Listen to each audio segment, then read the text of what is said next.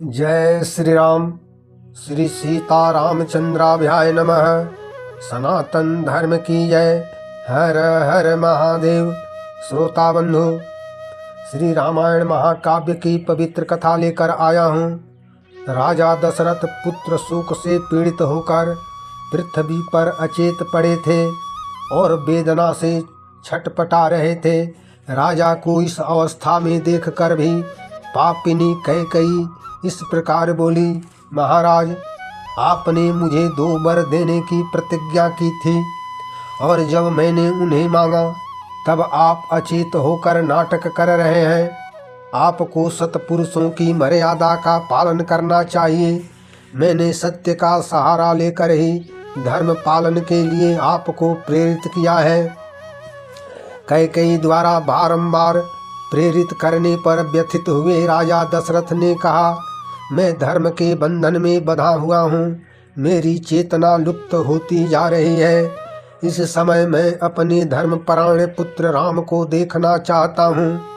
उधर जब रात बीती, प्रभात हुआ, सूर्यदेव उदय हुए और पुष्प नक्षत्र के योग में अभिषेक का मुहूर्त आप पहुँचा।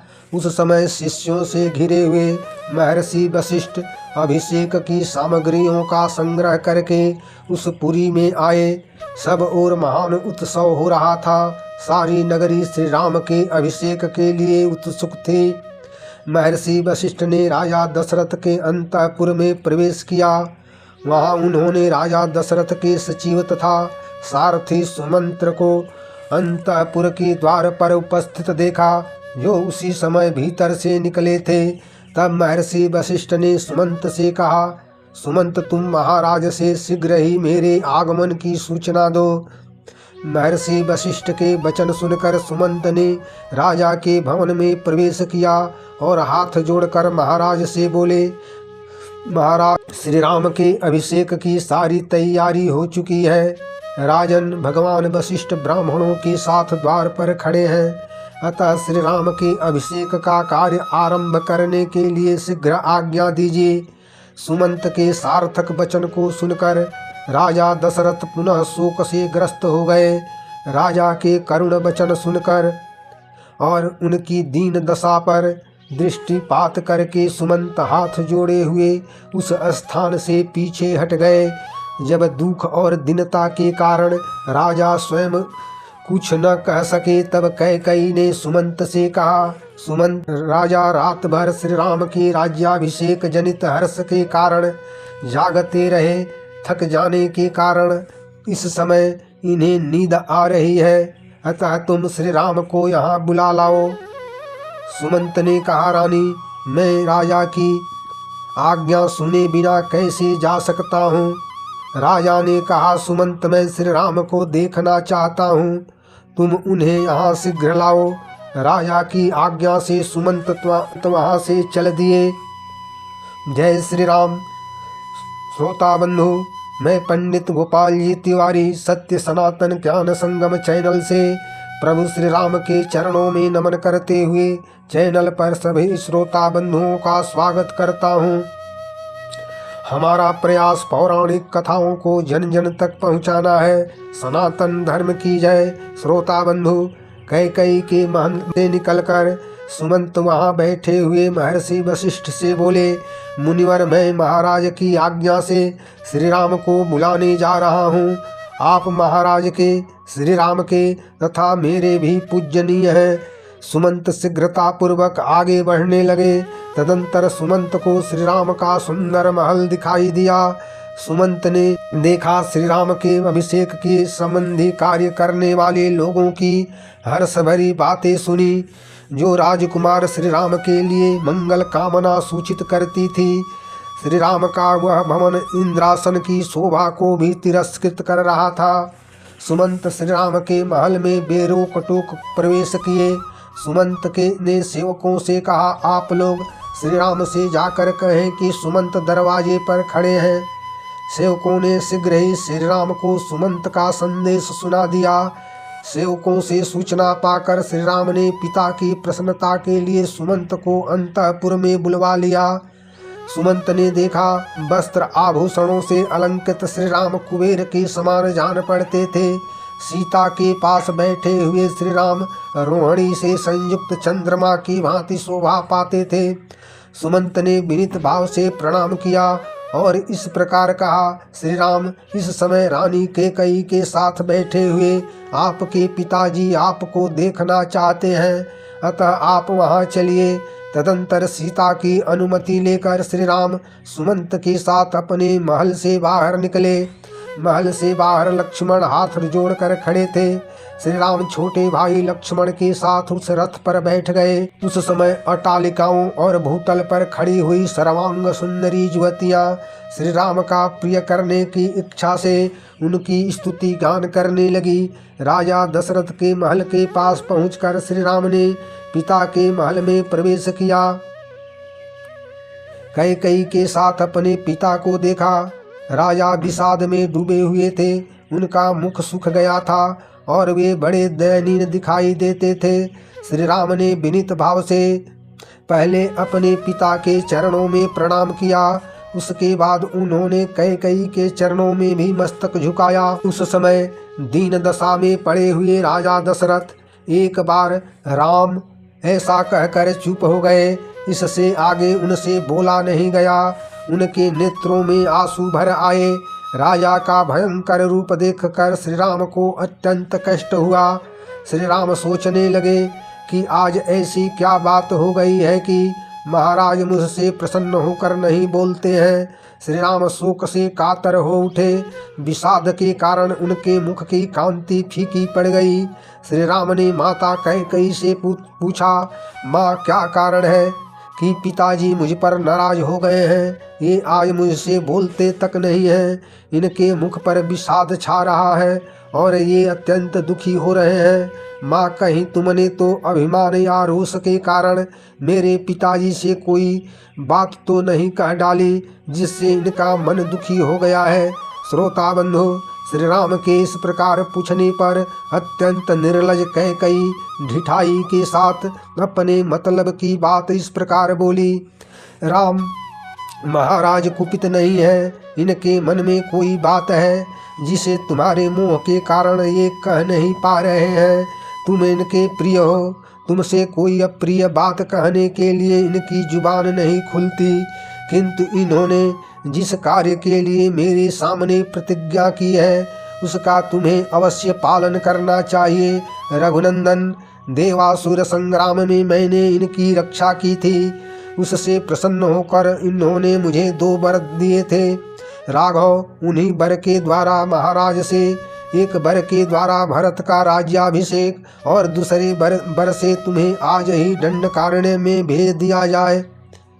श्री राम, यदि तुम अपने पिता के सत प्रतिज्ञ देखना चाहते हो तो वरदान के अनुसार तुम्हें 14 वर्षों के लिए वन में जाना चाहिए। राजा ने तुम्हारे लिए जो अभिषेक की सामग्री इकट्ठा की है उसके द्वारा यहाँ भरत का अभिषेक किया जाए। बस इतनी सी बात है। ऐसा करने से तुम्हारे वियोग का कष्ट सहन करना पड़ेगा। यही सोचकर महाराज करुणा में डूब रहे हैं और इनका मुख सूख गया है। रघुनंदन राम, तुम राजा की आज्ञा का पालन करो और इनके सत्य की रक्षा करके राजा को संकट से उबार लो। कैकेयी के कठोर वचन सुनकर श्री राम के हृदय में शोक नहीं हुआ, परंतु राजा दशरथ वियोग जनित दुख से संतप्त एवं व्यथित हो उठे। कैकेयी का अभिप्राय जानकर श्री राम ने कहा, माँ, बहुत अच्छा, ऐसा ही हो। मैं महाराज की प्रतिज्ञा का पालन करने के लिए जटाजूट और चीर धारण करके 14 वर्षों के लिए दंडकारण्य में अवश्य जाऊंगा। राजा मेरे हितैषी, गुरु, पिता और कृतज्ञ हैं। मैं पिता की आज्ञा का पालन करूंगा। श्री राम की बात सुनकर कैकेयी बहुत प्रसन्न हुई और बोली, श्री राम, वन में जाने के लिए तुम्हारा विलंब करना मैं ठीक नहीं समझती। तुम्हें यहाँ से वन को तुरंत चल देना चाहिए। कैकेयी की कठोर बात सुनकर राजा दशरथ लंबी सांस खींचते हुए बोले, धिक्कार है, हाय, बड़ा कष्ट हुआ। इतना कहकर राजा मूर्छित होकर गिर पड़े। श्री राम ने राजा को उठाकर बैठाया और ढांढस बंधाया तथा कैकेयी से बोले, अच्छा, अब मैं माता कौशल्या से आज्ञा ले लूं और सीता को भी समझा बुझाकर आज ही दंडकारण्य वन की यात्रा करूंगा। श्री राम का वचन सुनकर पिता दशरथ को बहुत दुख हुआ। वे कुछ बोल नहीं सके, केवल फूट फूट कर रोने लगे। श्री राम महाराज दशरथ तथा कैकेयी के चरणों में प्रणाम करके उस भवन से निकले। पिता के अंतःपुर से निकलकर श्री राम सुहृदयों से मिले। लक्ष्मण उस अन्याय को देखकर अत्यंत कुपित हो उठे। फिर भी दोनों आंखों में आंसू भरकर वे चुपचाप श्री राम के पीछे पीछे चल दिए। श्री राम सब लोगों का सम्मान करते हुए अपनी माता कौशल्या के पास गए। उस समय रानी कौशल्या पुत्र की कामना से रात भर जागकर मेरे भगवान विष्णु की पूजा कर रही थी। पुत्र को सामने उपस्थित देखकर वे बड़े हर्ष से भरकर दोनों भुजाओं से पकड़कर उनको छाती से लगा लिया। उस समय माता कौशल्या ने अपने पुत्र श्री राम से स्नेहवश हित कर बात कही। बेटा, तुम धर्मशील राजर्षियों के समान आयु, कीर्ति और कुलोचित धर्म प्राप्त करो। रघुनंदन, अब तुम जाकर अपने सत्य प्रतिज्ञ पिता का दर्शन करो। वे आज ही तुम्हारा युवराज के पद पर अभिषेक करेंगे। श्री राम बोले, माता, अब तो मैं दंडकारण्य में जाऊंगा। मैं राजभोग्य वस्तु का परित्याग करके मुनि की भांति कंदमूल और फलों से जीवन निर्वाह करता हुआ 14 वर्षों तक निर्जन वन में निवास करूंगा। महाराज युवराज का पद भरत को दे रहे हैं और मुझे तपस्वी रूप में दंडकारण्य भेज रहे हैं। श्रोता बंधु, यह अप्रिय बात सुनकर कटे हुए वृक्ष की भांति कौशल्या सहसा पृथ्वी पर गिर पड़ी। श्री राम ने उठाकर सहारा देकर माता को बैठाया।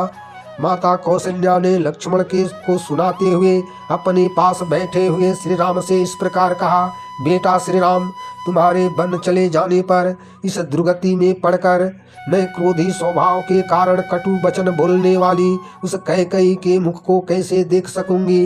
बेटा, पुत्र के मुख के लिए मेरे द्वारा किए गए व्रत, दान और संयम सब व्यर्थ हो गए। आने वाले महान संकट का विचार करके सत्य के पथ पर चलने वाले अपने पुत्र श्री राम की ओर देखकर माता कौशल्या उस समय विलाप करने लगी।